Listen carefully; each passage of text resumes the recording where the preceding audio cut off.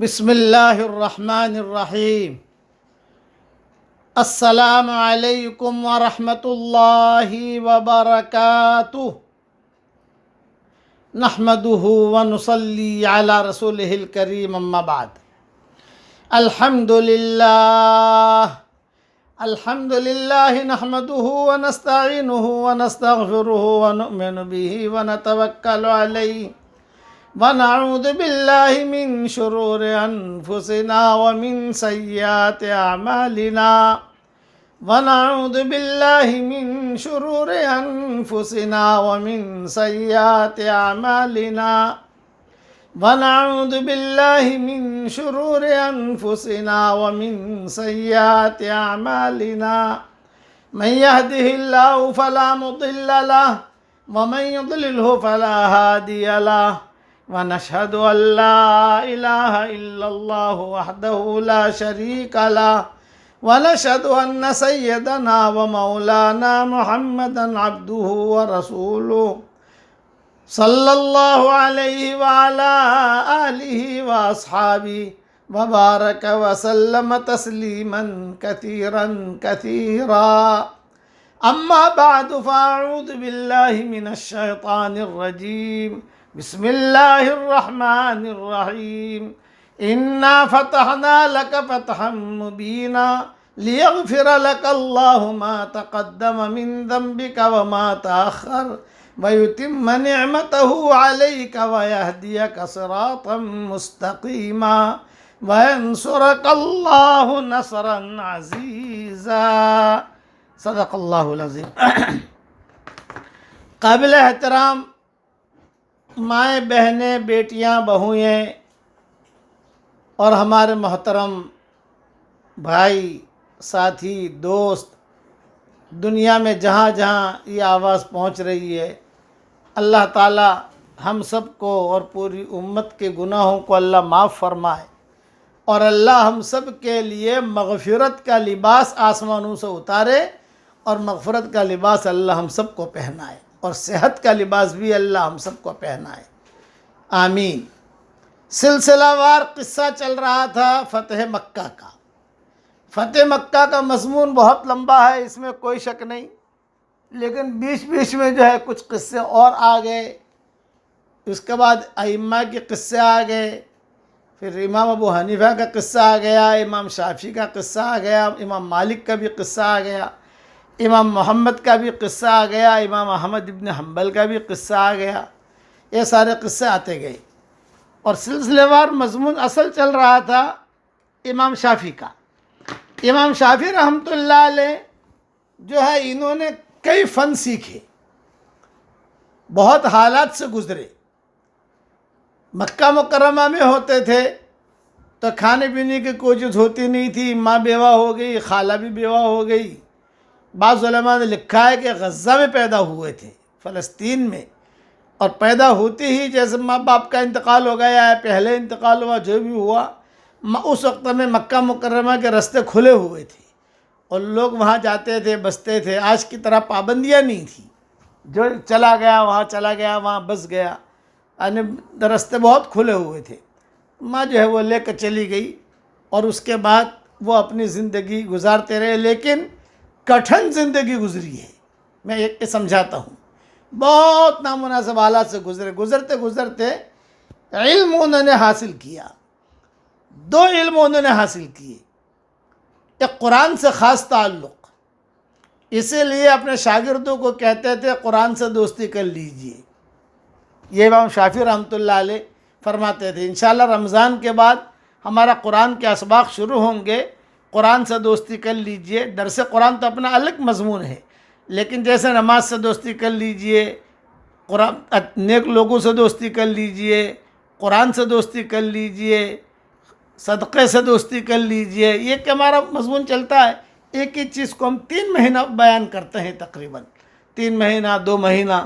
تو نماز سے دوستی کر لیجئے، یہ بھی مضمون چلے گا انشاءاللہ، اور یہ قرآن سے دوستی کر لیجئے، اس میں امام شافعی کے اقوال انشاءاللہ آئیں گے۔ قرآن سے بہت مناسبت تھی امام شافعی رحمۃ اللہ علیہ کو، اور احادیث سے بہت مناسبت تھی، اور ایک فن تھا فراست سے بہت مناسبت تھی۔ لوگوں کا چہرہ دیکھ کر سمجھ جاتے تھے کہ یہ آدمی کیسا ہے. جیسا حضرت عمر کو تھا، لفافت دیکھ کر مضمون بھانپ لیتے تھے. یہ حضرت عمر کا نظام تھا. پیچھے آگے بیٹھا تھا، شاباش.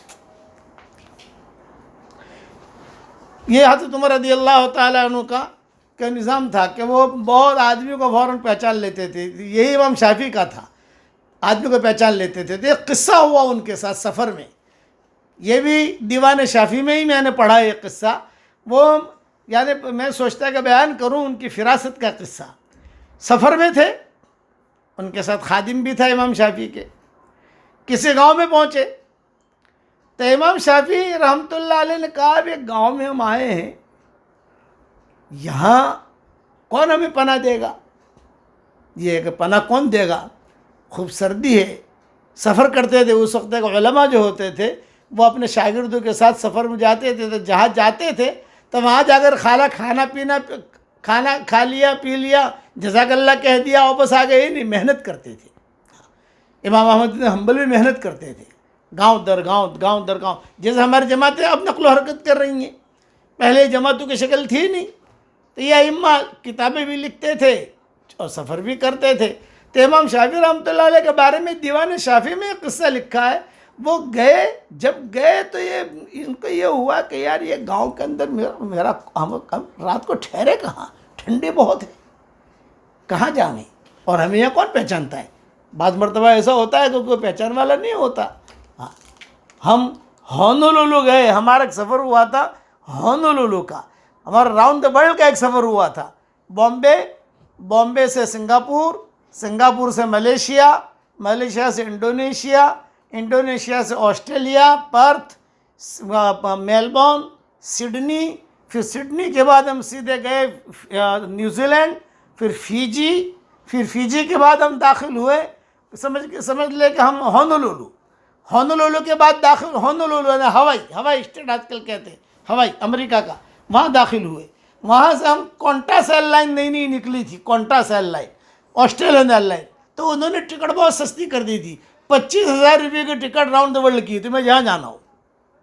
تو حضرت رحمۃ اللہ علیہ نے یہ مشورہ کیا. میں ہمارے حاجی سلیمان ماما رحمۃ اللہ علیہ، اللہ ان کے قبر کو نور سے منور فرمائے، ان کے درجات کو بلند فرمائے. وہ ٹکٹ، وہ کوپن خود دے دیتی تھی، وہ ایئر لائن کوپن خود دے دیتی تھی. آپ وہاں جا کر بھر دو مجھے یہاں جانا ہے. وہ ہوائی جہاز اگر وہاں جاتا ہے تو آپ کو فری میں لے جائے گا، آپ خالی 25,000 روپیہ بھر لو. تو یہ ہمارا سفر ہوا تھا کہ ہونولولو پہنچے. ہم ہونولولو کے بعد سان فرانسسکو آئے، سان فرانسسکو کے بعد لاس اینجلس آئے، لاس اینجلس کے بعد سینڈیاگو آئے، سینڈیاگو کے بعد نیو یارک آئے، نیو یارک کے بعد شکاگو آئے. پھر اس کے بعد جو ہے واپسی میں پیرس آئے. پیرس ہوتے ہوئے، روم ہوتے ہوئے ہم جو ہے دلی سے ہماری فلائٹ شروع ہوئی تھی اور بامبے پہ ختم ہوئی تھی. اس کو کہتے تھے راؤنڈ دا ورلڈ. 6 مہینے کا ہمارا یہ سفر تھا.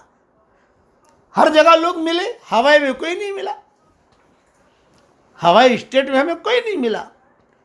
ہم بڑے پریشان بھی کہاں جاویں. ہر جگہ تو کہیں نہ کہیں ساتھی ملے ہمیں، مسجدیں ملی، گئے وہاں، لیکن کوئی ساتھی ہمیں نہیں ملا. پھر ہمارا قصہ ہوا لمبا چوڑا ہونولولو میں. ہماری فلائٹ ہی خراب ہو گئی. جب فلائٹ خراب ہو گئی تو اس نے کہا کہ بھائی 1 ہفتے تک بھی آپ کو یہیں ٹھہرنا پڑے گا. ہم لوگ کہاں جائیں، ہم تو جو ہے یہاں آئے تھے، ہمارا تو کوئی ہے نہیں. تو ایک فلسطینی بوڑھا مل گیا. اس فلسطینی بوڑھے نے ہمیں اپنی جگہ لے گیا اور اپنی جگہ لے جا کر اس نے ٹھہرایا. وہاں جا کر ہم کو جو ہے نماز وغیرہ پڑھوائی. ہم نے وہاں کام کیا، تقریباً ہفتہ قیام کیا. تو پھر ہم نے اس کو پوچھا کہ بھئی یہ قصہ میں نے شیخ سدیس کو سنایا. شیخ سدیس سے جو ہم ملاقات کے لیے گئے، پہاڑ پر ہماری دعوت تھی. نئے امام بنے تھے شیخ عبد الرحمن سدیس. تو ہمارا جو پہاڑ پر انہوں نے دعوت کی تھی. ہمارے گھر والے بھی ساتھ تھے اور وہ ان کے گھر والے بھی تھے. تو انہوں نے کہا کچھ قصہ سناؤ. تو میں نے یہ ہونولولو کا قصہ سنایا. اس پر مجھے امام شافعی کا قصہ یاد آیا. امام شافعی کا قصہ بعد میں سناتا ہوں، پہلے شیخ سدیس کا سن لو. ہم جب وہاں گئے تو شیخ سدیس نے کہا ابھی کوئی تمہارے سفر کی کوئی خاص چیز ہمیں سناؤ. تو میں نے ہونولولو کا قصہ سنایا. میں نے کہا ہم جب وہاں گئے حضرت تو کوئی ہمارا پہچان والا نہیں، نہ بندہ نہ پرندہ. مطلب ہمارا تو کوئی ہے ہی نہیں.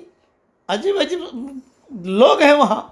کیا کر رہے تھے؟ فلسطینی بڑے میاں ملے، بھئی تم لوگ جو چہرے والے ہو، پریشان نظر آتے ہو، کیا بات ہے؟ بھئی ایسا ہے، ہم تو ایئرپورٹ پر ہیں، ہمارا ہوائی جہاز تو خراب ہو گیا، اور اس نے اعلان کیا 1 ہفتے کے بعد جائے گا، اب دوسرا فلائٹ ہم منگوا نہیں سکتے، اپنا انتظام کر لو۔ انہوں نے کہا نہیں نہیں، تم میرے یہاں آؤ، میرے مہمان بنو۔ ہم اس کے مہمان بنے۔ ہماری پہلی جماعت تھی ہونولولو کی، اور ہم نے وہاں کام کیا۔ پھر وہاں سے جو تشکیل کر کے لوگوں کو ہمارے ساتھ 2-3 دن کے لیے جیسے جماعت میں نکالا کیا، پھر ہمیں ایک مصلی ملا۔ اب تو مسجدیں بن گئی وہاں ماشاءاللہ، لیکن مصلی ملا، تو وہاں جا کر ہم نے بیان وغیرہ کیے تھا۔ وہ بڑے میاں سے میں نے پوچھا کہ اس کا نام ہوائی کیوں ہے؟ تو اس نے کہا شیخ اس کا نام ہونولولو ہے، یہ اس نے کہا ہونولولو۔ تو میں نے کہا ہونولولو کیوں ہے؟ میں نے کہا آؤ میرے ساتھ، یہ میں شیخ سدیس کو سنا رہا ہوں کہ آؤ میرے ساتھ۔ ہمیں جو ہے سمندر کے کنارے لے گیا، اور سمندر کے کنارے میں کوئی کشتیاں وغیرہ تھی، اس نے بٹھایا ہم کو، اور لے گیا کشتی، اچھے خاصا جہاز تھا، چھوٹی کشتی تو نہیں تھی، لے گیا بیچ میں ایک جو ہے موتی نما پہاڑ تھا۔ میں کہا دیکھو پہاڑ نظر آ رہا ہے؟ میں نے کہا نظر آ رہا ہے۔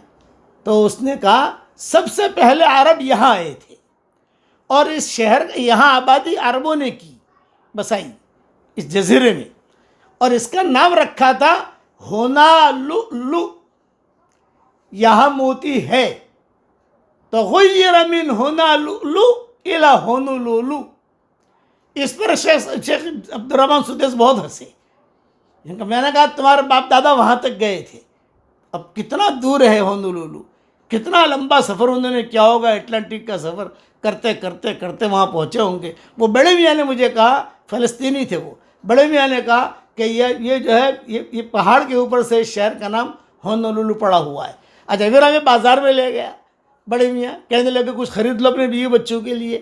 میں نے کہا ارے کیا خریدے، ابھی تو ہمارے سفر بہت لمبے چوڑے ہیں، کہاں جائیں گے؟ میں نے خریدنا کچھ نہیں، لیکن تم چلو میرے ساتھ بازار میں۔ اب بازار میں جا کر ہم نے مسلمانوں کے نام دیکھے، شار ابراہیم،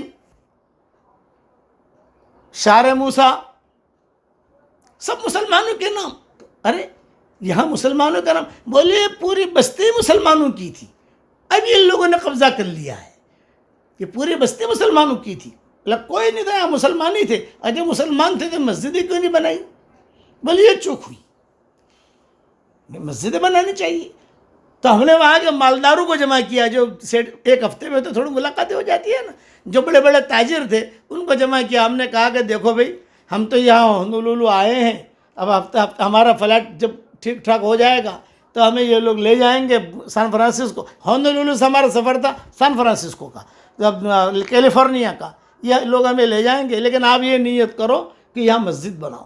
تو انہوں نے اسی وقت چندہ کیا، اور چندہ کر کے کوئی زمین وغیرہ دیکھنے لگے کہ بھی کہیں پر نہ بات، زمینیں بہت تھی وہاں ماشاءاللہ، زمین طے ہو گئی، اب الحمدللہ مسجد وہاں بن گئی ہے، اور کام بھی ہو رہا ہے دعوت کا، یعنی کوئی انتشار نہیں ہے، ساتھ عرب ہے وہاں، وہ عرب کام کر رہے ہیں۔ یہ معاملہ ہوا امام شافعی کا۔ امام شافعی رحمۃ اللہ علیہ فرماتے تھے کہ ہمیں ایسی جگہ پر ہم پہنچ گئے کہ ہمارا کوئی پہچان والا ہی نہیں۔ تو ایک آدمی ملا ہمیں، اس کی آنکھیں جو ہے وہ بھی عجیب و غریب قسم کی تھی۔ تو میں نے میرے دل میں کہا کہ یہ آدمی ٹھیک نہیں ہے، اس لیے یہ اگر کوئی میزبانی کرے یا کچھ کہے تو اس کی قبول نہیں کرنی چاہیے ہم کو۔ تو شاگرد نے کہا غزہ جائیں گے کہاں؟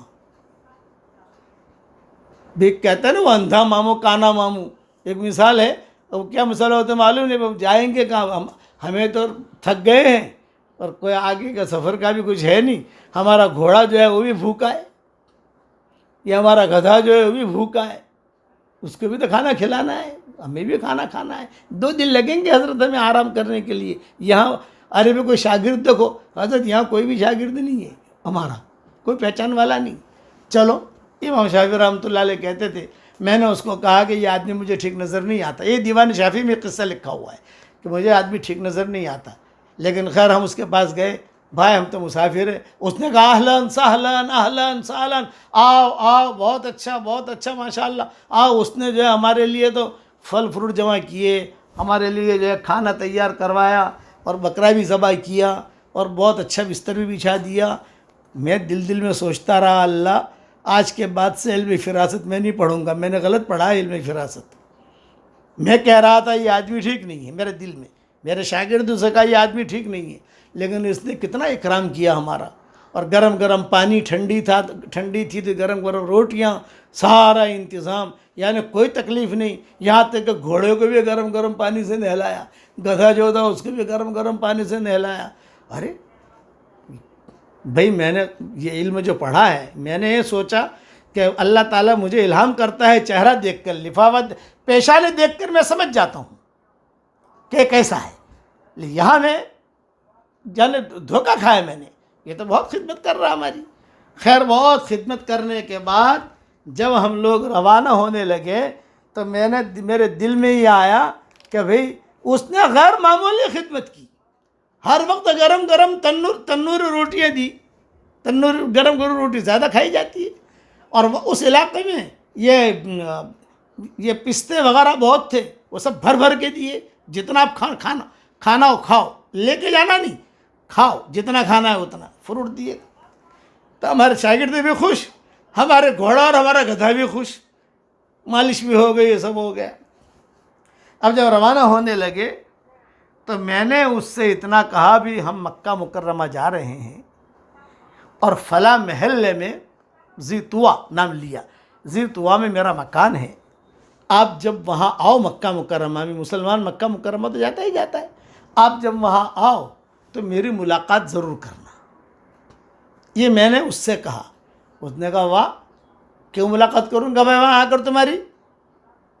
اس نے کہا بھائی آپ نے اتنا زیادہ اکرام کیا ہمارا، تو پھر ہم چاہتے ہیں کہ آپ وہاں آؤ تو ہم بھی آپ کا اکرام کریں. ارے نہیں پیسہ دو. اس نے کہا جتنا کھلایا ہے نا، ایک روٹی کا اتنا درہم،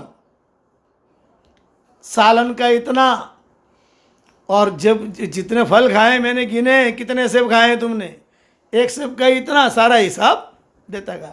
امام شافعی تو کہتے تھے کہ اللہ کا شکر ہے میرا علم فراست ٹھیک ہے. یہ امام شافعی نے کہا. اچھا اب اس کو پیسہ دے دیا.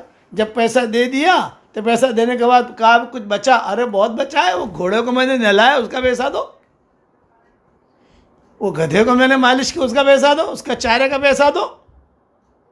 امام شافعی نے شاگردوں سے کہا پورے سفر میں ہدیے بہت ملے ہیں، سارے دے دو اس کو بھائی، نکالو. سفر کرتے کرتے آ رہے تھے تو کون شاگرد ہدیہ دیتا ہے، کوئی 100 درہم دیتا ہے، کوئی 1 دینار دیتا ہے، کوئی 2 دینار دیتے ہیں.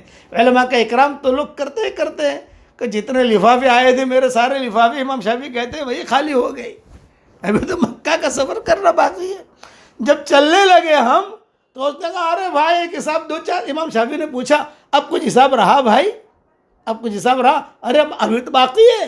تو اب کیا باقی ہے بھائی؟ کھانے کے پیسے دے دیے، یہ دیا. ارے آپ کے لیے آپ نے ایک مرتبہ امام شافعی کو چائے پسند آ گئی تھی، کوئی چائے یعنی گاوا تھا وہ پسند آ گئی. امام شافعی نے کہا بھی ذرا گاوا تھوڑا سا اور بنوا دو تو اچھا ہے.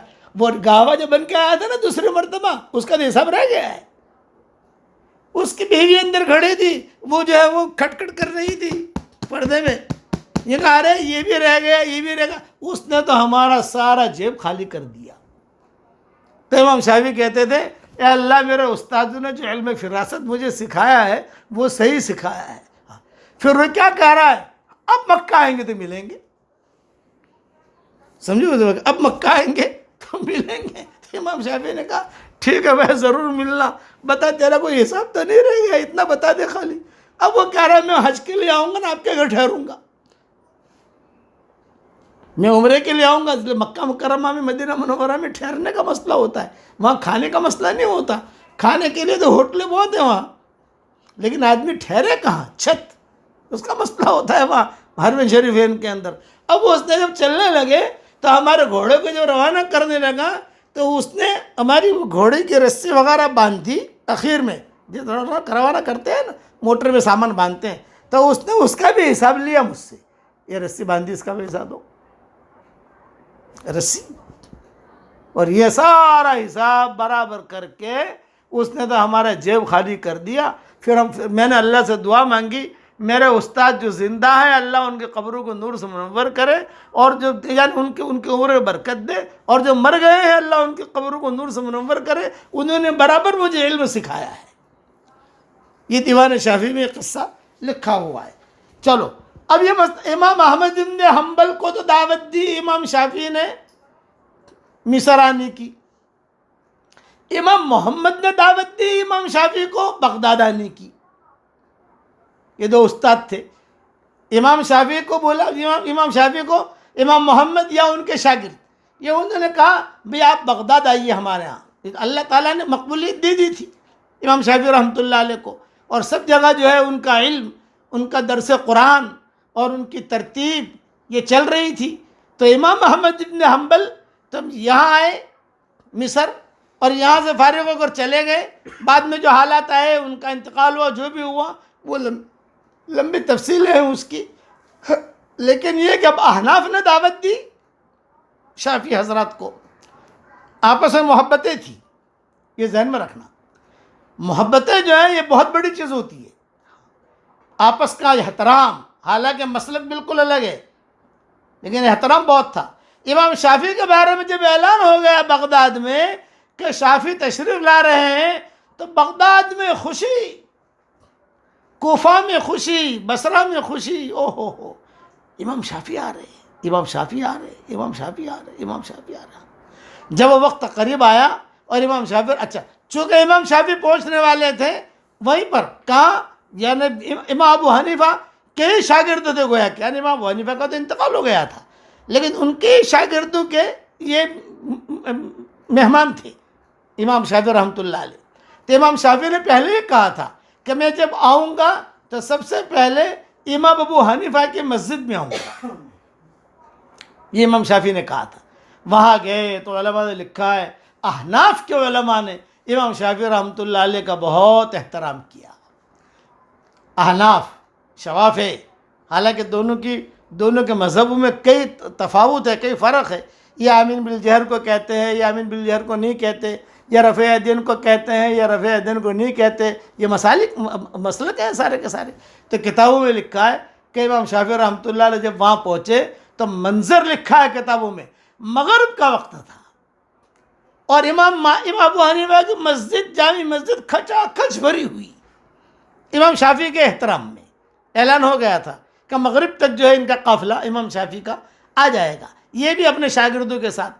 تو ان کا جو ہے بغداد میں ٹھہرنے کا بھی انتظام کیا وغیرہ وغیرہ جو ہے وہ۔ اب وہاں جب پہنچے تو وہاں پہنچنے کے بعد وہاں کے جو امیر تھے یا وہاں کے جو امام ابو حنیفہ کے جو شاگرد تھے، اذان کتابوں میں بھی لکھا ہے جب داخل ہوئے جائے مسجد میں تو مغرب کی اذان ہو رہی تھی، اور امام شافعی جو ہے وہ داخل ہوئے۔ اور اچھا امام ابو حنیفہ کا مزار بھی وہی ہے، جیسے جو مسجد ہے تو وہی ہے۔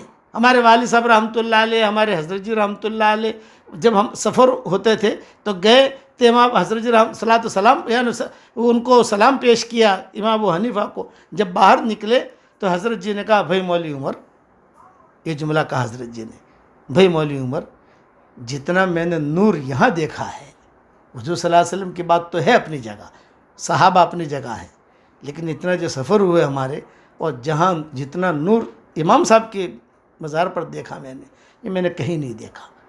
پھر دو جملے کہے، ایک تو مولانا رشید احمد گنگوہی، ان کے مزار پر جب جاتا ہوں تو بڑا عجیب مجھے محسوس ہوتا ہے، اور یہاں جب یہ پہلا ہی سفر تھا حضرت جی کا، بعد میں حضرت جی گئے نہیں وہاں بغداد، والد صاحب رحمۃ اللہ علیہ وغیرہ، تو کہا بہت نور دیکھا۔ علم کی نے ایک جملہ کہا حضرت جی نے کہ میں نے علم کی گہرائی دیکھی، یہ جملہ کہا ہمارے ابا کو، میں نے علم کی گہرائی دیکھی یہاں، جب کسی اور جگہ مجھے نہیں دکھائی دی۔ تو ہمارے والد صاحب رحمۃ اللہ علیہ کو ایسی چیزوں سے کوئی زیادہ انٹرسٹ نہیں لیتے تھے، تو ابا حضرت جی کے اکرام میں کہتے کہ ہاں حضرت، ہاں حضرت، ابا کو فکر تھا بیان کرنے کا، تو وہی امام ابو حنیفہ کی مسجد میں ہی بیان تھا ابا کا، تو ابا کو فکر وہ تھا کہ مجمع جمع ہے، مجھے وہاں جانا ہے عربی میں بیان کرنے کے لیے، اور حضرت جی یہ بات کر رہے تھے۔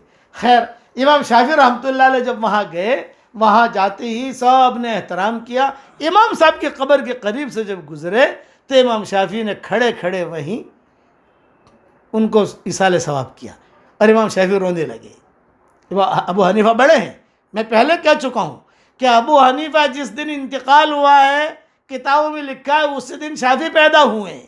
چلو یہ بات اگر صحیح نہ بھی ہو لیکن یہ ہے کہ امام صاحب کے بعد ہی پیدا ہوئے ہیں۔ بعض علماء کہتے ہیں وہ دن نہیں تھا، وہ ہفتہ تھا، وہ مہینہ تھا، وہ سال تھا، چلو کوئی بات نہیں، لیکن امام صاحب کے بعد ہی دنیا میں آئے ہیں۔ اور انہوں نے پھر جو ان کا ان سے علم بھی حاصل کیا، ان کے شاگردوں سے، امام محمد سے لیا، اس سے لیا، اس سے لیا، اس سے لیا، چنانچہ بن گئے یہ امام شافعی۔ جب وہاں پہنچے وہاں روتے ہوئے کھڑے رہے تھوڑی دیر، اذان بھی ہو گئی۔ اذان ہونے کے بعد لوگوں نے امام شافعی سے کہا نماز پڑھائیے، یہ بات سننے جیسی ہے، نماز پڑھائیے۔ اب امام شافعی مغرب کی نماز، اب مغرب کی نماز کے اندر آمین بالجہر ہوتا ہے، شواف ہے کہ یہاں احناف کے یہاں نہیں ہوتا۔ امام شافعی کی شاگرد تھے ساتھ میں، امام شافعی جو ہے وہ کہنے لگے بھی کیا کریں، اتنا بڑا مجمع نماز پڑھانے کا کہہ رہا ہے، لیکن امام شافعی نے ایک جملہ کہا، لیکن مجھے شرم آتی ہے یا نماز پڑھاتے ہوئے، ان کی مسجد میں نماز پڑھاؤں۔ امام آج تو آدمی کھڑا ہو جاتا ہے دھڑلے سے، امام شافعی نے جملہ کہا کہ مجھے بہت شرم آتی ہے کہ میں ان کے مصلی پر نماز پڑھاؤں۔ ابو حنیفہ قریب میں ہے، ان کے قربانی ہے، ان کا مسلک ہے ایک کا۔ تو لوگوں نے شاگرد جو میزبان تھے، ہمیشہ ہماری بھی عادت یہی، ہم کہیں جاتے ہیں کوئی مسلک کوئی معاملہ ہوتا ہے تو ہم کہتے ہیں بھائی میزبان سے پوچھو، ہمارا میزبان یہ ہے۔ کہیں کھانا جانا ہو یہ جانا ہو تو بھی میزبان سے آپ پوچھو۔ سفر میں کہیں جاتے ہیں تو میزبان پہ ڈال دیتے ہیں ساری چیزیں، ہر آدمی چاہتا ہے کہ ہم اس کے گھر جائیں۔ اب ہماری وہ عمر نہیں ہے کہ ہر آدمی کے گھر جائیں، جو کھانا کھلائے وہ کھا لیں، یہ اب عمر نہیں ہے ہماری۔ تو امام شافعی نے میزبان سے پوچھا، جب وہ بھی امام تھے، انہوں نے کہا ابھی کیا کرو؟ میزبان نے کہا کہ ہماری بڑی درخواست ہے کہ آپ نماز پڑھائیں۔ چنانچہ امام شافعی نے نماز پڑھائی۔ اب امام شافعی نے نماز پڑھائی تو آمین بالجہر کا مسئلہ آیا، لیکن امام شافعی نے آمین بالجہر نہیں کیا، آہستہ سے آمین کہی، سارے مجمع نے آہستہ سے آمین کہی۔ ان کے جو شاگرد تھے امام صاحب کے ساتھ، انہوں نے بھی آہستہ سے آمین کہی، پڑھا چکے نماز۔ اب جب پڑھا چکے تو اس کے بعد شاگردوں نے کہا کہ حضرت آج آپ نے اپنا مسلک چھوڑا، کہ آپ کے مسلک میں تو آمین بالجہر ہے۔ تو امام شافعی نے کہا میں نے میرا مسلک نہیں چھوڑا، میں نے امام ابو حنیفہ کے اکرام میں نے جو ہے آمین بالجہر نہیں پڑھی ہے، میں نے ان کا احترام میں۔ اس پر مجھے امام شافعی نے کہا کہ ہمیشہ یاد رکھنا بڑوں کا احترام ضروری ہے، بڑا آدمی ہے یہ۔ تو جب تک امام شافعی وہاں رہے، پروگرام تو ہوتے رہے بغداد کے اندر، ظاہر بات ہے کہ عالم آدمی کسی جگہ جاتا ہے تو بیٹھتا تو نہیں ہے، کبھی مسجد میں پروگرام، کبھی وہاں پروگرام، کہیں وہاں پروگرام، جب تک رہے اور وہاں نماز پڑھاتے رہے، انہوں نے ایمان یعنی آمین بالجہر نہیں۔ یہی چیز میں نے دیکھی حضرت مولانا علی میاں ندوی رحمۃ اللہ علیہ کا، نماز قریب میں پڑھ رہے تھے تو وہاں حرم شریف میں آمین، تو مولانا علی میاں ندوی بھی زور سے کہتے تھے آمین۔ میرے والد صاحب سے میں نے پوچھا کہ ابا یہ کیا؟ تو ہمارے والد صاحب نے کہا بھئی یہ بھی سنت ہے، وہ بھی سنت ہے، یہ بھی حضور صلی اللہ علیہ وسلم سے ثابت ہے، یہ بھی حضور صلی اللہ علیہ وسلم سے ثابت ہے، یہ بھی صحیح حدیث ہیں، یہ بھی صحیح حدیث ہیں۔ میں حرم شریف میں آئے اور کبھی زور سے آمین بالجہر کہہ دیا تو کون سا گناہ ہو گیا؟ مجھے ڈانٹا ابا نے، میرے والد نے مجھے ڈانٹا کہ کون سا گناہ ہو گیا، تم ایسی چھوٹی چھوٹی باتیں میں الجھتے ہو، یہاں آمین بالجہر زور سے کہہ دیا تو کون سا گناہ ہو گیا؟ یہ بھی صحیح حدیث ہے، یہ بھی صحیح حدیث ہے۔ تو یہ لوگ جتنے بڑے بنے ہیں، یہ بڑے جو بنے ہیں، اس لیے والد صاحب رحمۃ اللہ علیہ ہمارے اپنے مصر کے سفر کے قصے بہت بیان کرتے تھے۔ میرے والد صاحب رحمۃ اللہ علیہ، ان کا بھی مصر کا سفر ہوا ہے، ہمارا بھی مصر کا سفر ہوا ہے۔ تو والد صاحب رحمۃ اللہ علیہ کہتے تھے کہ مصر میں جا کر جب بھی میں نے جماعت میں گیا، امام شافعی کی وہاں ضرور حاضری دیتا تھا قاہرہ کے اندر۔ اور پھر والد صاحب رحمۃ اللہ علیہ قصے بھی سناتے تھے ہم کو، جب گھر میں بیٹھے تو یہ قصے سناتے تھے، یہ ہوا یہ ہوا یہ ہوا۔ پھر اپنا ایک قصہ بھی سنایا میرے والد صاحب رحمۃ اللہ علیہ نے، یہ فرمایا مصر میں ہم کام کر رہے تھے تو پیدا ہو چکا تھا۔ یہ مجھے کہا کہ تو پیدا ہو چکا تھا، یعنی تیری عمر ہوگی 2 سال کی یا 2.5 سال کی، اور ہم مصر میں کام کر رہے تھے۔ تو مصری ایک آیا اور مصری نے کہا میری لڑکی سے شادی کر لو، یہ میرے والد صاحب سے کہا۔ تو میرے والد صاحب نے کہا بھی کیوں؟ یہ کہا تم سفر میں ہو، اور امام شافعی رحمۃ اللہ علیہ کا مقولہ سنایا کہ امام شافعی کہتے تھے جس نے مصری عورت سے شادی نہیں کی اس نے کسی سے شادی ہی نہیں کی۔ امام شافعی کا مقولہ ہے، یہ دیوان شافعی میں بھی ہے، دوسری جگہوں پر بھی کہا کرتے تھے۔ تو علماء باقاعدہ مصر جا کر مصری لڑکیوں سے شادی کرتے تھے، ان کے شاگرد، خراسان کے علماء، بغداد کے علماء، وہ جاتے تھے وہاں۔ تو میں بھی چاہتا ہوں میری لڑکی سے شادی کر لو۔ تو میرے والد صاحب نے، میں نے کہا جواب دیا، یونس کی ماں مجھے مارے گی۔ میں پیدا ہو چکا تھا، باقی بچے تو آدھے پیدا ہوئے، کہ یونس کی ماں جو ام یونس، وہ مجھے داخل نہیں ہونے دے گی وہاں۔ اس پر والد صاحب نے اپنا قصہ سنایا کہ جہاں جس آدمی نے مجھے دعوت دی تھی وہ بہرا اور گونگا تھا۔ اس نے اشارہ کیا، اس نے کہا، یعنی اس کی مسجد میں ہم گئے۔ اب قصہ میرے والد صاحب سناتے تھے ہمیں، اور یہ کہتے تھے کہ ہم مصر میں گئے تو ہمارا لوگوں نے بہت احترام کیا اور بہت ہی کھلایا پلایا۔ میرا بیان ہوا ایک جگہ، ابا فرماتے تھے کہ جہاں بیان ہوا تو بیان کرنے کے دوران بیان جتنے علماء تھے وہ اٹھ کر چلے گئے، ایک عالم بھی نہیں بیٹھا، مسجد خالی وہ جس نے مجھے دعوت دی تھی نا لڑکی سے شادی کرنے کی، میری لڑکی سے شادی، وہ بیٹھا رہا، بڑے میاں۔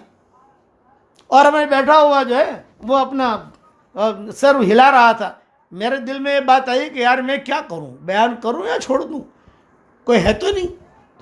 لیکن میں نے کہا کوئی بات نہیں، ایک آدمی ہے، کوئی بات نہیں، اب ایک آدمی ہے، ہو سکتا ہے اسے آدمی سے اللہ کام لے۔ حضور صلی اللہ علیہ وسلم اکیلے تھے اور مکہ مکرمہ میں اکیلے تھے، اور ایک جملہ کہتے تھے، من یعوینی، من یمنعنی، من ینصرنی، اے اللہ کوئی ایک آدمی مجھے مل جائے جو میری مدد کرے، جو مجھے ساتھ دے۔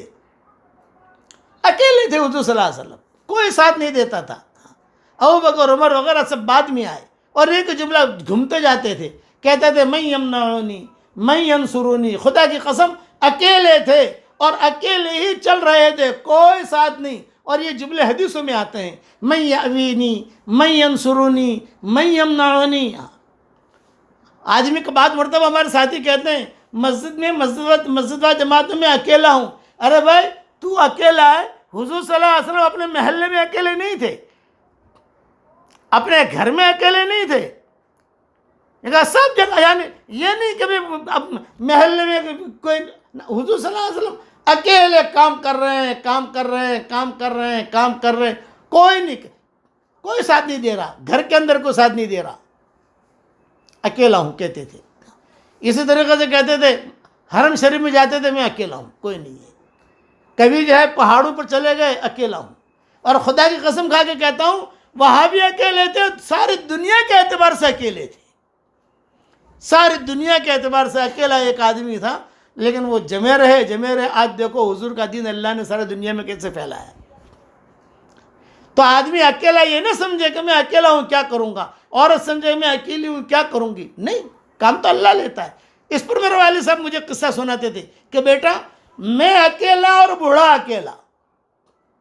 میں نے سوچا کیا کروں، تو میرے دل میں یہ بات آئی کہ بھی ایک اکیلا ہے تو چلو میں بات تو پوری کروں۔ میں نے 2.5 گھنٹہ بیان کیا، ابا کہتے تھے، میں کھڑا ہوا اور وہ بیٹھا ہوا، اور وہ خالی سر ہلاتا تھا۔ میں سمجھ رہا تھا بہت سن رہا ہے ماشاءاللہ، لیکن جب بیان کے بعد میں اس کے سامنے بیٹھا، میں نے کہا چچا ہمارے ساتھ 3 چلے کے لیے نکلو۔ تو اس نے اشارہ کیا کان کی طرف، میں نے کچھ سنا ہی نہیں ہے، میں تو بہرا ہوں، گونگا ہوں۔ تو ابا فرماتے تھے میرا دل اور ٹوٹا۔ اچھا اس نے لڑکی پیش کی تھی مجھے شادی کے لیے، وہ تو کسی کے ذریعے، اشارے کے ذریعے، پہلے بیان سے پہلے، کہ بیچارہ ہندوستان سے آیا ہے بھئی یہاں شادی کر لے، اور جب جانا ہو تو اس کو طلاق دے کے چلا جائے۔ عربوں میں تو یہ چیزیں بہت عام ہوتی ہے، بھئی جانا ہوتا۔ تو ابا نے کہا یونس کی ماں مارے گی مجھ کو، وہ اشارے بات ہو رہی تھی، اور یہاں ابا نے کہا کہ اس نے کچھ سنا ہی نہیں۔ میں نے کہا کیا کروں یار، اس نے تو کچھ سنا ہی نہیں۔ میں نے اس کا ہاتھ پکڑا، بڑے میاں کا، اور ہاتھ پکڑ کر مسجد کے باہر لے گیا اور عمومی گشت سمجھایا کہ دیکھو عمومی گشت ایسا ہوتا ہے، خصوصی گشت سمجھایا، اشارے سے سمجھایا، یوں ہوتا ہے، یوں ہوتا ہے، یوں کرو، یوں کرو، یوں کرو، یوں کرو۔ ابا کہتے تھے مصر والوں نے ساتھ نہیں دیا، ہم چلے گئے آگے، اور سال سوا سال کے بعد واپس لوٹے تو وہ بڑے میاں جو تھا نا، میرا ہونے والا خسر ابا کا، کہتے مجھے دعوت دی تھی لڑکی کی شادی کے، وہ بڑے میاں بیٹھے ہوئے اور ان کے قرب و جوار میں 50 مصری عرب بیٹھے ہوئے ہماری جماعت کے بارے میں مشورہ کر رہے تھے، اور کہتے تھے تو پیدا ہوا 1956 کے آخر میں، 1955 کے شروع میں، مجھے کہتے تھے 1956 کے آخر میں تو پیدا ہوا، اس وقت سے لے کر اب تک جو ہے الحمدللہ کوئی دن خالی نہیں گیا ہے کہ مرکز میں کوئی مصری جماعت نہ آئی ہو۔ اللہ نے مصر والوں کو اتنا قبول کیا، تو آدمی کوشش کرے، محنت کرے۔ اکیلا ہی چلا تھا جانب منزل مگر چلتا گیا اور کارواں بڑھتا گیا۔ آدمی پر جو مجاہدے آتے ہیں تو مجاہدوں کے بعد اللہ تعالیٰ نکھارتا ہے۔ اس پر مجھے ایک بادشاہ کا بھی قصہ سنانا تھا، لیکن یہ وقت نہیں ہے ابھی، یہ انشاءاللہ کل سناؤں گا۔ تو والد صاحب رحمۃ اللہ علیہ مصر کے قصے بہت سناتے تھے۔ اور ایک نصیحت کرتا ہوں، درد بھری نصیحت ہے، اپنی بیٹی کی شادی کرو، اپنی بہن کی شادی کرو، شوہر کے گھر جا رہی ہے، خوشی اللہ اسے خوش رکھے، اسے سلامت رکھے، اس کا گھر آباد رہے، لیکن اس کو یہ ضرور چپکے سے کہہ دو بیٹا تم جا رہی ہو، ہم نے بہت اچھا سمجھ کر یہ رشتہ کیا ہے، کچھ پتہ نہیں آئندہ کیا دینا ہے، خدا نہ خواستہ اگر کوئی حالات آ گئے ہمارے گھر کا دروازہ تیرے لیے کھلا ہوا ہے۔ یہ میرے جملہ یاد رکھنا، یہ نہیں تو گئی تو گئی وہیں سے جنازہ اٹھنا چاہیے، یہ جملے مت کہو، یہ کہو کہ ہمارے گھر کا دروازہ کھلا ہوا ہے۔ بھائی ہو تو بھائی کہے بہن ٹینشن مت لینا میرا گھر کا دروازہ کھلا ہوا ہے، باپ ہو تو باپ کہے۔ یعنی کتنی گری پڑی بات ہے کہ بچیوں کے ساتھ خدا نہ خواستہ طلاق کا معاملہ ہوا، یا بچی بیوہ ہو گئی، یا بچی تو کہتے ہیں وہ تو جانے تیرا کام جانے۔ نہیں، ایک ہی ماں کے پیٹ سے پیدا ہوئے ہو، ایک ہی ماں کی چھاتی سے دودھ پیا ہے تم نے، تو آدمی اس کا خیال رکھے کہ نہیں، کہ ضرور جو ہے یہ کہ بیٹا تم فکر مت کرنا، بہن فکر مت کرنا، یہ مزاج ہونا چاہیے۔ ایک عورت تھی حضور صلی اللہ علیہ وسلم کے زمانے میں، کسی غریب صحابی سے شادی کرنا چاہ رہی تھی، رشتہ دار امیر صحابی سے شادی کرنا چاہ رہے تھے۔ یہ قصہ انشاءاللہ کل پورا کروں گا، اور بادشاہ والا قصہ بھی کل پورا کروں گا انشاءاللہ۔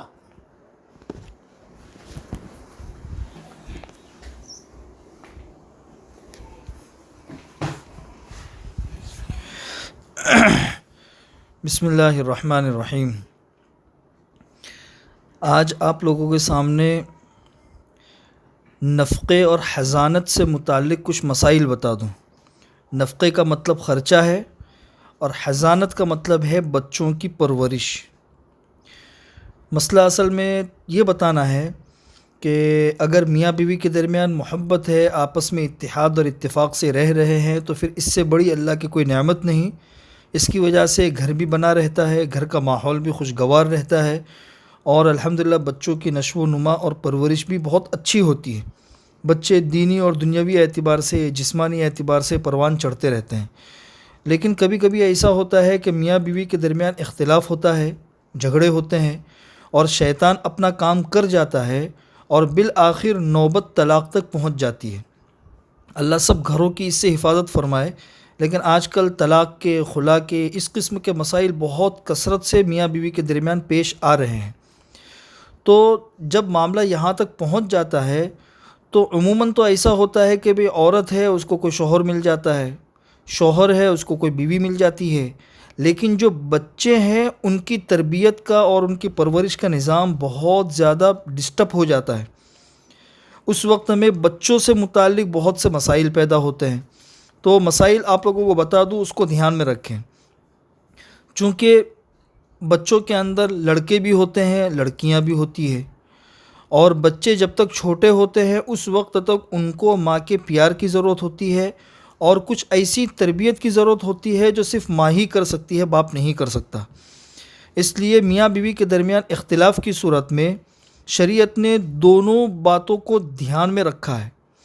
ایک بات تو یہ دھیان میں رکھا ہے کہ لڑکی ہے جب تک وہ 7 سال کی نہ ہو جائے، لڑکی ہے جب تک وہ بالغ نہ ہو جائے، اور لڑکا جب تک 7 یا 8 سال کا نہ ہو جائے، اس وقت تک ان بچوں کی تربیت اور پرورش کا حق یہ ماں کو حاصل ہے۔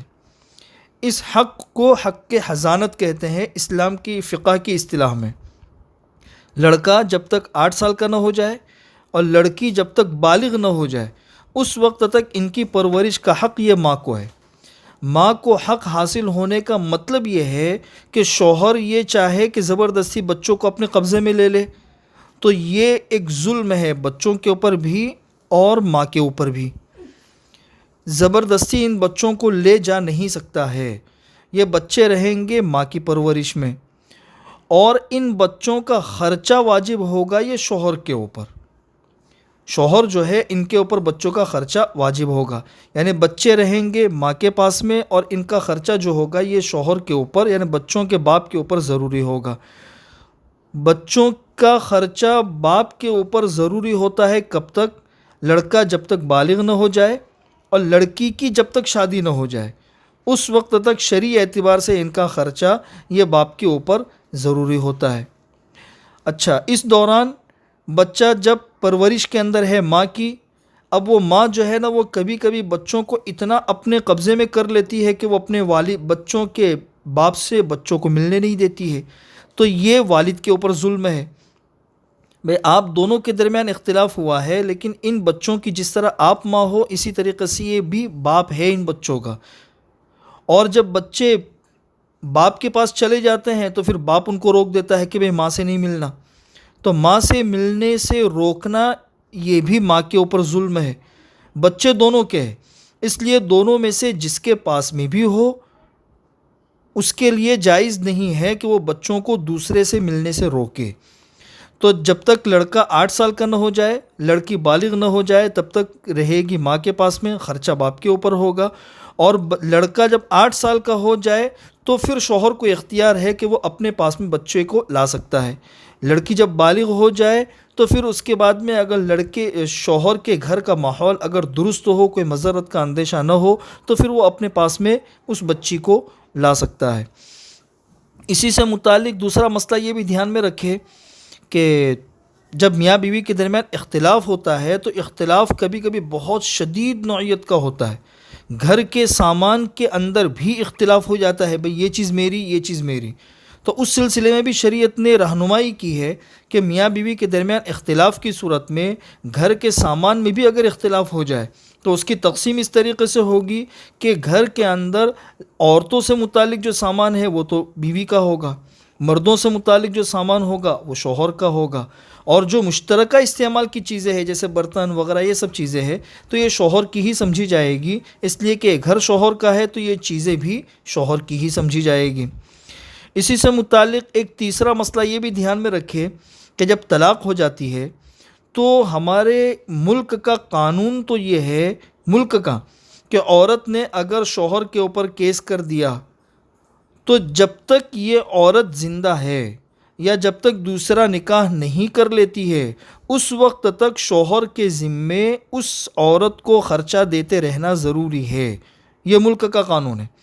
لیکن شریعت کا قانون بھی اس کے ساتھ میں سمجھ لو کہ جب عورت کو طلاق ہو جاتی ہے یا خلا ہو جاتی ہے تو عدت تک کا خرچہ صرف شوہر کے اوپر ہوتا ہے، عدت تک کا، خلا کے اندر تو وہ بھی نہیں ہوتا۔ عدت کے بعد پھر شوہر کے اوپر عورت کی کوئی ذمہ داری خرچے وغیرہ کی نہیں ہوتی ہے۔ اس لیے شرعی قانون کے اعتبار سے کوئی عورت اپنے شوہر کے اوپر خامخواہ جبر کر کے اس سے پیسے وصول کرتی رہے عدت کے بعد بھی تو یہ عورت کی طرف سے ظلم ہے۔ یہ شریعت کے احکامات اسی لیے بتائے جاتے ہیں تاکہ ہمیں پتہ چلے کہ شریعت کے معاملات میں کتنا اعتدال ہے، ہر ایک کی رعایت ہے، کسی ایک کو مکمل چھوٹ شریعت میں نہیں ہے۔ اچھا، اب یہ ہے کہ پھر یہ عورت کرے تو کیا کرے، تو شریعت نے اس کے راستے بھی بتائے ہیں کہ بھئی گھر کے جو بڑے ہیں، ذمہ دار ہیں، خاندان کے جو بڑے ہیں، اس عورت کی کسی دوسری جگہ شادی کرنے کی فکر کرے۔ قرآن کریم خود کہتا ہے وَأَنْكِحُوا الْأَيَامَ مِنْكُمْ کہ تم میں جو اییم ہو ان کا نکاح کر لو۔ اییم کے اندر دونوں صورتیں ہیں کہ ایک عورت ہے جس کی طلاق ہو چکی ہے وہ بھی اییم ہے، جو بیوہ ہو چکی ہے وہ بھی اییم ہے، یا جس کا نکاح ہوا ہی نہیں ہے وہ بھی اییم ہے۔ یہ ساری چیزیں اییم کے اندر شامل ہیں، اور اگر اس کا کسی جگہ نکاح نہیں ہو پا رہا ہے تو پھر خاندان کے مختلف لوگوں کے اوپر اس عورت کا خرچہ شریعت نے لازم کیا ہے جس کو حق نفقہ کہتے ہیں، اس لیے اس کے راستے بھی شریعت نے بتا کے رکھے ہیں، لیکن شوہر کے اوپر خام خواہ جبر کر کے اس سے پیسے وصول کرتے رہنا یہ شریعت کے قانون کے خلاف ہے۔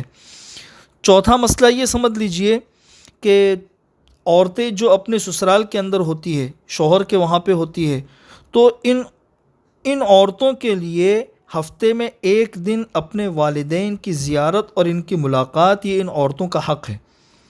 بہت سی جگہوں کے اوپر ایسا ہوتا ہے کہ شوہر جو ہے یا گھر والے ان بچیوں کو اپنے والدین سے ملاقات کی اجازت نہیں دیتے ہیں، ان کو اجازت دینی چاہیے، اور اگر شوہر اجازت نہیں دیتا ہے تو شوہر کی اجازت کے بغیر بھی عورت اپنے والدین کی زیارت کے لیے جا سکتی ہے، وہ گنہگار نہیں ہوگی۔ پانچواں مسئلہ یہ دھیان میں رکھیے کہ لے پالک کا ایک سسٹم آج کل چلا ہے، آج کل یہ بہت پہلے سے ہے، زمانے جاہلیت میں بھی تھا، اسلام کے آنے کے بعد بھی اس کے تصورات رہے۔ تو اس کا مسئلہ میں آپ لوگوں کو بتا دوں کہ ایک شخص ہے، اس کی اولاد نہیں ہے، تو وہ کسی کو اپنا منہ بولا بیٹا یا منہ بولی بیٹی بنا لیتے ہیں۔ اولاد اپنی ہے پھر بھی لوگ کسی نہ کسی کو اپنا منہ بولا بیٹا بنا لیتے ہیں، منہ بولی بیٹی بنا لیتے ہیں۔ تو کسی کو اپنی سرپرستی میں لانا، پھر اس کی کفالت کرنا، اس کی ضرورتوں کا انتظام کرنا، یہ ایک بہت اچھا عمل ہے۔ خود حضور اکرم صلی اللہ علیہ وسلم نے ابو طالب کے ایک بیٹے حضرت علی رضی اللہ تعالیٰ عنہ کو اپنی کفالت میں لیا، اور ابو طالب کے دوسرے بیٹے کو حضرت عباس نے اپنی کفالت میں لیا اور ان کو اپنا بیٹا بنایا، بیٹے کی طرح رکھا۔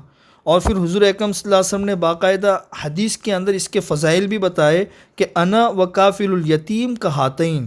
حضور اکرم صلی اللہ علیہ وسلم نے شہادت کی انگلی اور اس کے پاس کی انگلی کو ملا کر کہا کہ جو یتیم کی کفالت کرے گا، میں اور وہ کل قیامت کے میدان میں بالکل اتنے قریب ہوں گے۔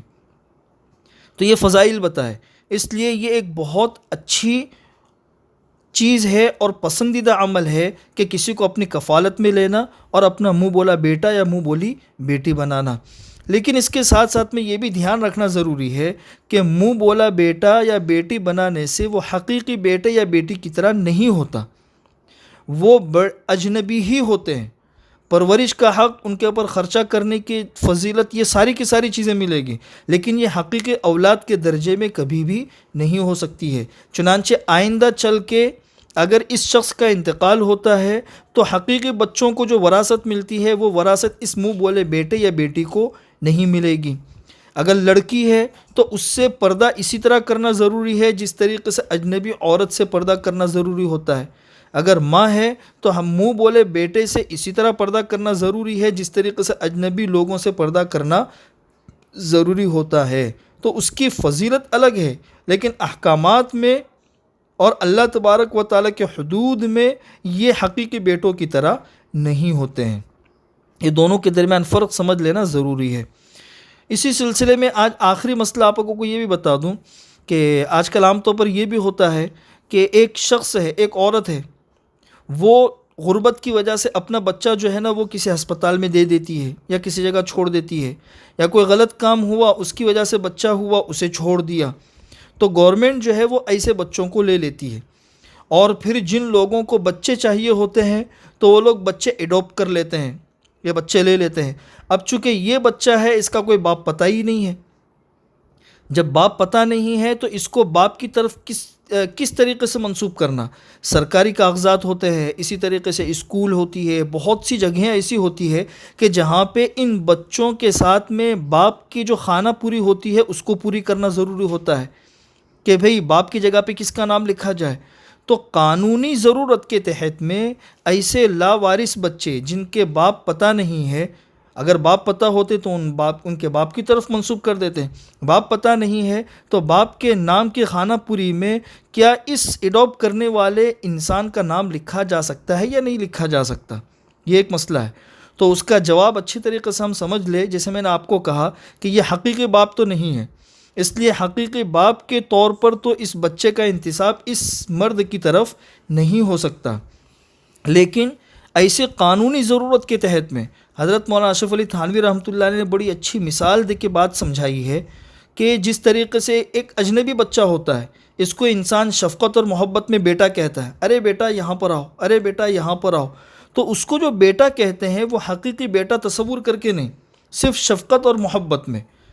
تو اسی طریقے سے یہاں قانونی ضرورت کے تحت میں اگر اس کو بیٹا کہہ دیا گیا جبکہ حقیقی بیٹا بنانا مقصود نہیں ہے تو اس کی گنجائش ہے۔ حضرت تھانوی رحمۃ اللہ علیہ نے اس کی دلیل بھی دی ہے۔ اس لیے یہاں پہ باپ کی خانہ پوری میں سرپرست کی حیثیت سے اگر اس بچے کو بیٹا کہہ دیا گیا اور حقیقی بیٹا کہنا مقصد نہیں ہے تو قانونی ضرورت کے تحت میں اس کی اجازت ہے۔ باقی مسائل وہ انشاءاللہ کل آپ لوگوں کے سامنے آ جائیں گے۔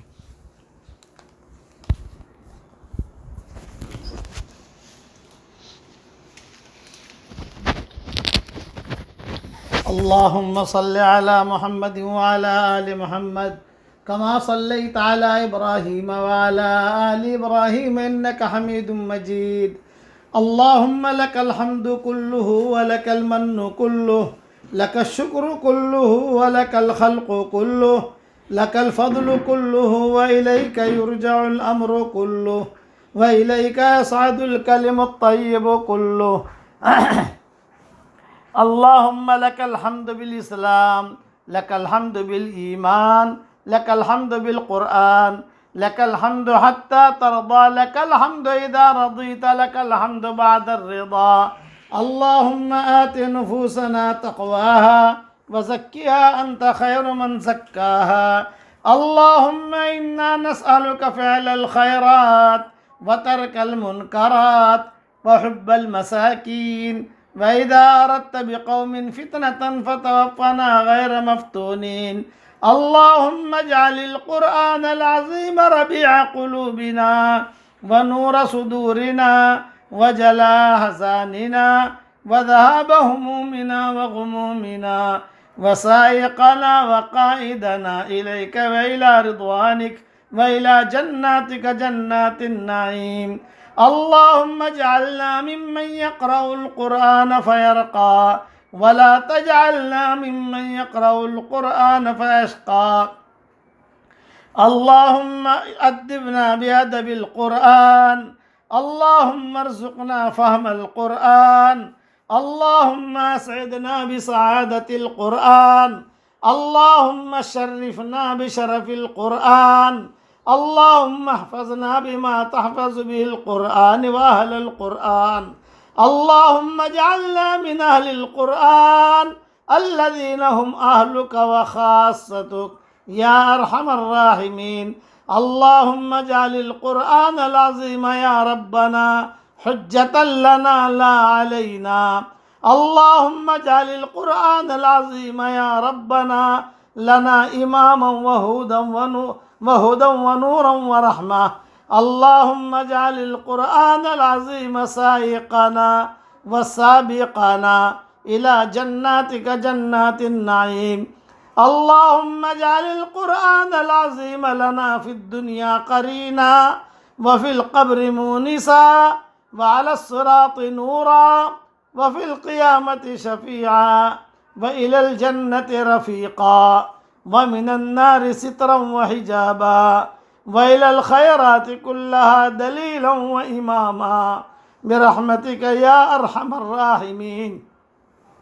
اللهم اجعل ثارنا على من ظلمنا وانصرنا على من عادانا ولا تجعل مصيبتنا في ديننا ولا تجعل الدنيا أكبر همنا ولا مبلغ علمنا ولا إلى النار مصيرنا.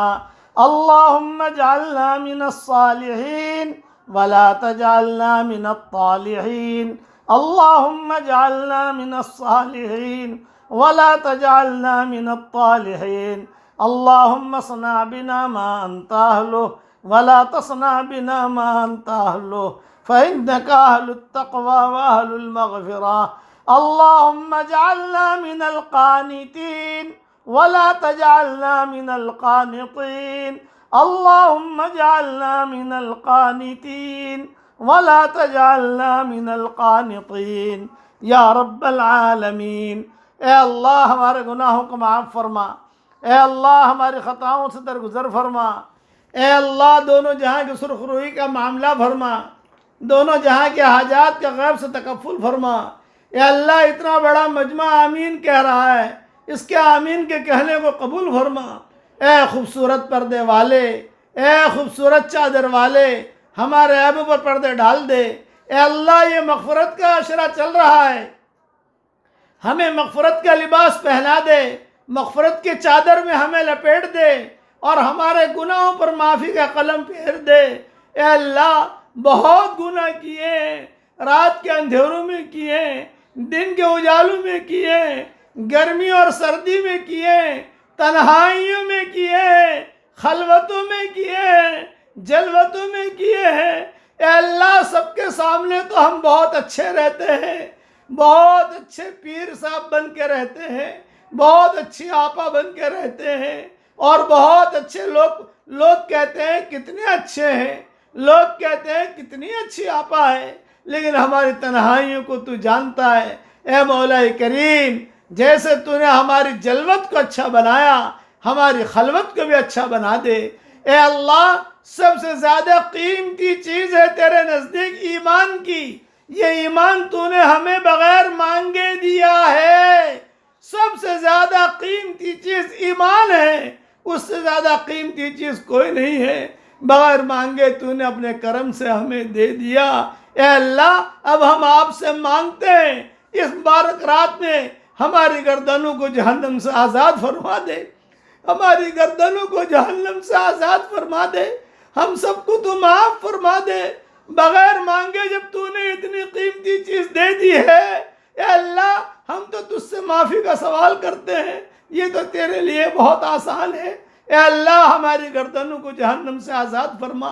اللہم آتق رقابنا من النار، اللہم آتق رقابنا من النار، اللہم آتق رقابنا ورقاب آبائنا ورقاب امہاتنا ورقاب اخواننا ورقاب زوجاتنا ورقاب احبابنا ورقاب اصدقائنا ورقاب جميع المؤمنين والمؤمنات من النار ورقاب جميع المسلمين والمسلمات من النار یا عزیز و یا غفار۔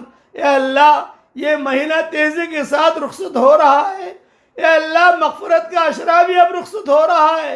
اے اللہ ہمیں خالی ہاتھ واپس نہ لوٹا، تو بہت بڑا ہے۔ اے اللہ زمین پہ جتنے درخت ہیں ان سب کی قلمیں ہو جائیں، اور اے اللہ جتنا زمین ہے وہ سب کاغذ کی بن جائے، اور جتنا سمندروں کا پانی ہے اس کی روشنائی بن جائے، اور ساتویں آسمان پر جو بہت بڑا سمندر تو نے بنایا ہے اس کی بھی روشنائی ہو جائے، اور جنت اور جہنم جو ہے یہ کاغذ بن جائے۔ اے اللہ جنات اور انسان تیری تعریف کرنا شروع کریں، تیری تعریف لکھنا شروع کریں۔ اے اللہ روشنائی ختم ہو جائے گی اور کاغذ ختم ہو جائیں گے، قلمیں ٹوٹ جائیں گی، لیکن تیری تعریف پوری نہیں ہو سکتی، تیری تعریف پوری نہیں ہو سکتی۔ ما نفدت کلمات اللہ، ما نفدت کلمات اللہ، تیری تعریف پوری نہیں ہو سکتی۔ تو بہت بڑا ہے، تو محیط بے قرار، تو بہت بڑا ہے۔ اے اللہ اس مبارک راتوں میں آپ سے درخواست کرتے ہیں بھٹکے ہوئے آہو کو پھر سوئے حرم لے چل، اس شہر کے خوگر کو پھر وسعت صحرا دے، وادی فاراں کے پھر ہر ذرے کو چمکا دے، پھر ذوق تمنا دے، پھر شوق شہادت دے۔ بھٹکے ہوئے آہو کو پھر سوئے حرم لے چل، اس بھٹکے ہوئی امت کو پھر مسجد والا بنا دے، پھر آپ اے اللہ پھر نمازی والا بنا دے، مسجد والا بنا دے، قرآن والا بنا دے۔ اے مولا کریم ہماری پیشانیوں کی آپ نے حفاظت کی ہے، ہماری پیشانیاں آپ کے علاوہ کسی کے سامنے ماتھا نہیں ٹیکتی، جیسے آپ نے ہماری پیشانیوں کی حفاظت کی ہے اس طریقے پر ہمارے جسم کی بھی حفاظت فرما اور ہمارے دین کی بھی حفاظت فرما۔ اس مبارک رات میں حضور صلی اللہ علیہ وسلم نے جتنی خیر کلان کی دعائیں مانگی ہیں وہ ہمارے لیے مقدر فرما، جن شرور سے پناہ چاہیے ان شرور سے اللہ ہماری حفاظت فرما۔ کورونا وائرس کی بیماری سے تو ہم سب کی حفاظت فرما، پوری انسانیت کی حفاظت فرما۔ اے پروردگار ہماری ہڈیاں کمزور ہو گئی ہیں، سر بڑھاپے کی وجہ سے بھڑک اٹھا ہے، لیکن ہم کبھی بھی تجھ سے دعا کر کے محروم نہیں رہے ہیں۔ اے اللہ لم نکن بدعائک رب شقیہ، لم نکن بدعائک رب شقیہ، کبھی بھی تجھ سے مانگ کر ہم محروم نہیں رہے۔ ہم نے کتابوں میں پڑھا ہے دعا کبھی بھی رد نہیں ہوتی ہے، دعا کبھی بھی ریجیکٹ نہیں ہوتی ہے، دعا یا تو مقبول ہوتی ہے یا محفوظ ہوتی ہے۔ اے اللہ جتنی دعائیں مانگی جا رہی ہیں ان ساری دعاؤں کو تو اپنے دربار میں قبول فرما۔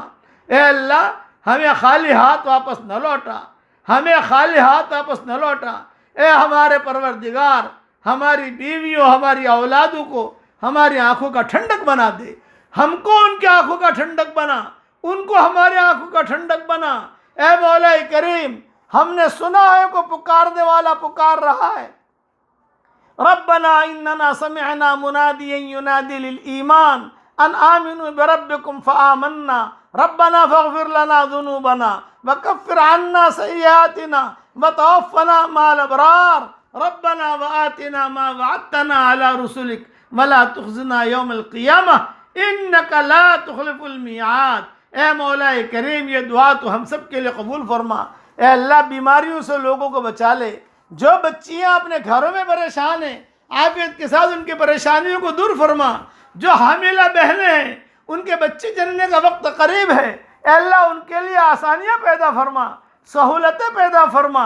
اے اللہ جس نے بھی ہم سے دعاؤں کے لیے کہا ہو، دعاؤں کے لیے خطوط میں لکھا ہو، جن کا ہم پر کسی قسم کا حق اور احسان ہو، یا جو ہمیں اپنی دعاؤں میں یاد کرتے رہتے ہوں، مائیں بہنیں ہمیں اپنی دعاؤں میں یاد کرتی رہتی ہوں، ہماری ساری دعاؤں میں ان کا پورا پورا حصہ نصیب فرما۔ جن کے لڑکے اور لڑکیاں شادی کے لائق ہیں، غیر شادی شدہ ہیں، بہترین جوڑوں کا ان کے لیے انتظام فرما۔ جو بے اولاد ہیں نیک صالح اولاد انہیں نصیب فرما۔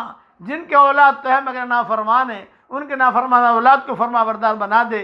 اے اللہ اس وقت میں دنیا میں جتنی تیری مخلوق ہے، انسان، جنات، درندے، چرندے، پرندے، مچھلیاں، چونٹیاں، سانپ، بچھو، حشرات الارض، کیڑے مکوڑے، جتنی تیری مخلوق ہے اس کی جو حاجت ہو وہ حاجت کو تو پوری فرما، اور اس کی جو پریشانی ہو ان پریشانیوں کو تو دور فرما۔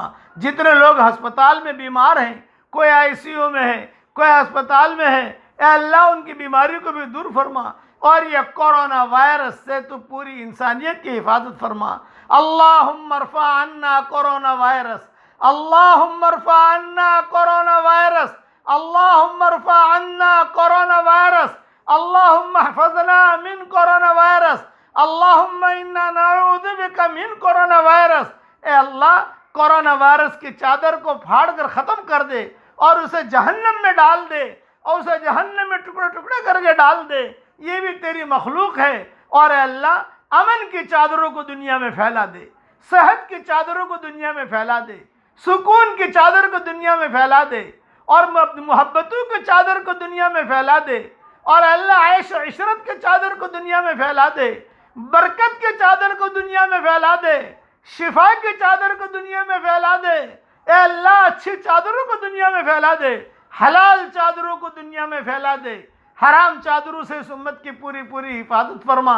اے اللہ تقوی کی چادروں کو پھیلا دے، اور زہد کی چادروں کو پھیلا دے، حلال مال کی چادروں کو پھیلا دے۔ اے اللہ یہ چادریں تیرے یہاں بھری ہوئی ہیں، تیرا خزانہ بھرا ہوا ہے۔ اے اللہ صحت کی چادر کو دنیا میں پھیلا دے، اور یہ کورونا وائرس کی چادر اور جال جو ہے اس کے ٹکڑے ٹکڑے کر کے جہنم میں ڈال دے اور اسے تو جلا دے۔ تیرا امر کن سے اے اللہ سارا ہو جائے گا۔ اے اللہ آمین کہنے کو تو قبول فرما، جو مانگا وہ عطا فرما، مانگنے سے رہ گیا وہ عطا فرما۔ ہمیں مانگنا نہیں آتا مگر تجھے دینا تو آتا ہے، اپنے کرم سے عطا فرما، اپنے فضل سے عطا فرما، اور اپنے فضل و کرم سے ہماری ساری دعاؤں کو قبول فرما۔ سبحان ربک رب العزت عما یصفون وسلام علی المرسلین والحمد للہ رب العالمین۔